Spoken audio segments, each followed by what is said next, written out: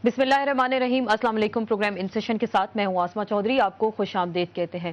खैबर पख्तूनख्वा के नाम के बाद हमने देखा कि हज़ारा के अवाम के अंदर एक शदीद इश्तियाल पाया गया और हज़ारा सूबे का मुतालबा भी सामने आया। आज के प्रोग्राम में हम बात करेंगे कि हज़ारा में हज़ारा डिवीजन में 14 दिन के अंदर जिस तरीके से वहाँ पे पहिया जाम रहा, शटर डाउन रहा और जिस तरीके से वहाँ पे हड़तालें हुई और लाशें गिरी, इन लाशों की सियासत का जिम्मेदार कौन है और हज़ारा की जो तहरीक है सूबे के हवाले से ये क्या अपने अंजाम तक पहुँचेगी या नहीं।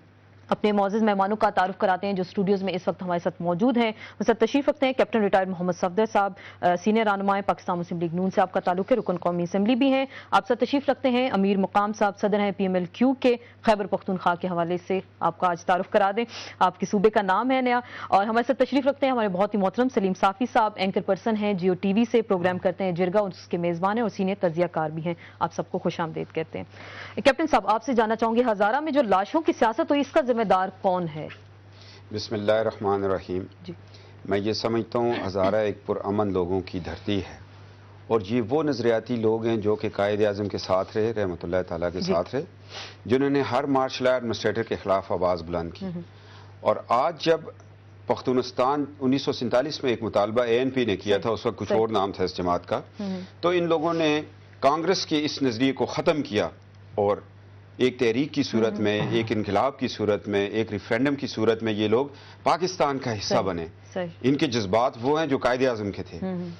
आज खैबर पख्तूनख्वा का जो वाकया नाम रखा गया है, मैं ये समझता हूँ कि इसमें सारा जितनी गलती भी है मैं गवर्नमेंट ऑफ पाकिस्तान को दे रहा हूं। मैं सदर पाकिस्तान पे इसका इल्जाम ठहरा रहा हूं। गलती कैसे? ये खैबर पख्तूनख्वा के बाद ये कहा गया था कि ये एक बड़ा सेंसिटिव इशू है और 2 साल से आप मिसाक की जमहूरियत के पाबंद हैं और आप इसको इसके साथ ना लिंक करें, इसको अलहदा लेके आए।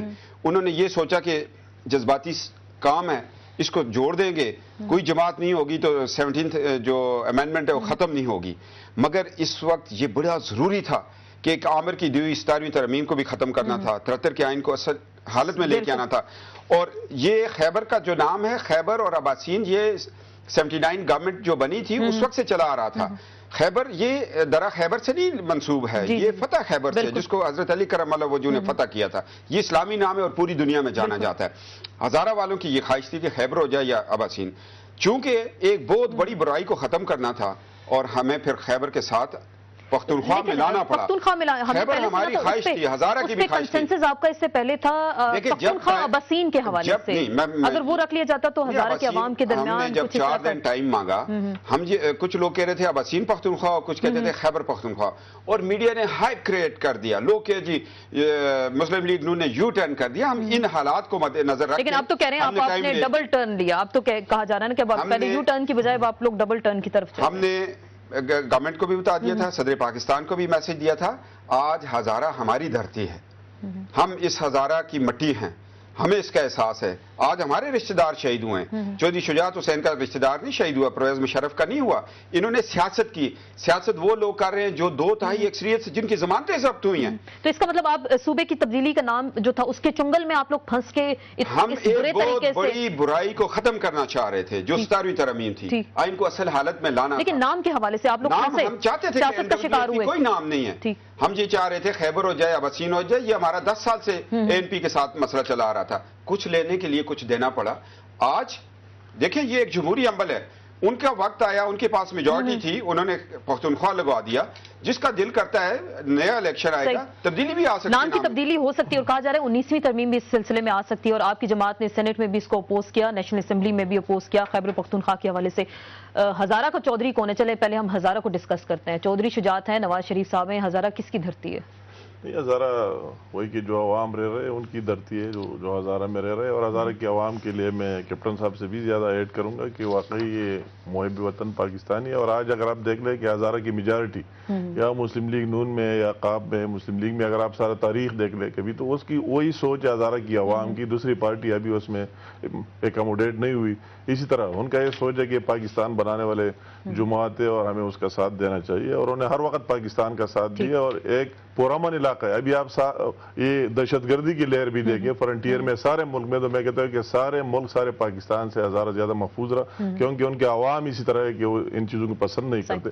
مگر بات جو کی کہ کون ان لاشوں کے ذمہ دار ہے, تو میں سب سے پہلے بات کروں گا کہ وہی لوگ اس کے ذمہ دار ہے جو ایک ڈسپیوٹیڈ چیز کو, جو ڈسپیوٹیڈ آج سے نہیں 1947 سے ایک ڈسپیوٹیڈ چیز کو لے آئے, اور پہلے صدر صاحب نے اور پیپل پارٹی والوں نے اسمبلی میں پکارنا شروع کیا, میں نے بھی اپوز کیا, اس نے بھی اپوز کیا, ووٹ کیا کہ ابھی تو ترمیم ہی نہیں ہوئی. بعد میں ان کے لیڈر نواز شریف یہ کہنا چاہ رہے ہیں کہ خیبر پختونخوا کے نام کے خلاف ہے ہزارہ کے لوگ. میری بات کو کمپلیٹ کرنے دے. بعد میں وہی بات آ گئی کہ انہوں نے بھی جس طرح کیپٹن صاحب نے خود کہا میں اس کے بات کو آگے بڑھا دوں گا کہ ہمیں کچھ لے دینا پڑا اپنے ہزارہ کے لوگوں کے جذبات کے خلاف کہ ان کو کوئی تھرڈ ٹائم پرائم منسٹرشپ وغیرہ وہی شکر ڈال کر ان پر بات کی, اور پھر وہی لوگ ذمہ دار ہے.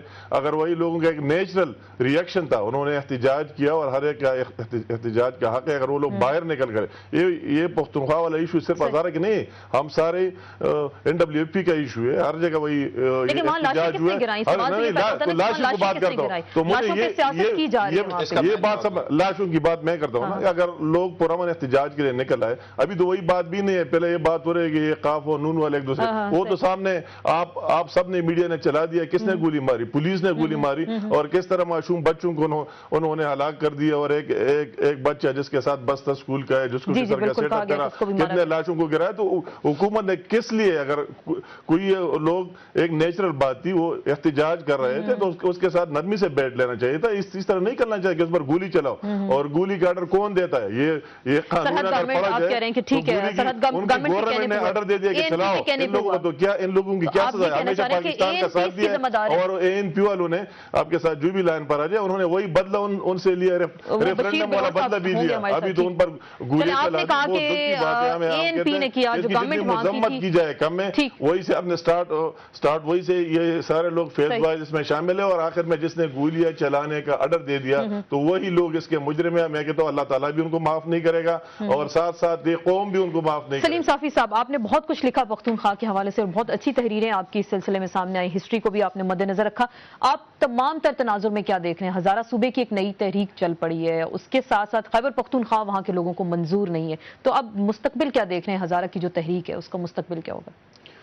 اصل میں آسما دیکھیں کہ جس طرح ان تحریروں میں بھی یہ بات تھی کہ ہزارہ کے لوگوں کا اور پختونوں کا ان کا کبھی کوئی ٹینشن نہیں رہا. ہزارہ کے لوگ انتہائی پیار محبت کرنے والے کشادہ دل ہیں.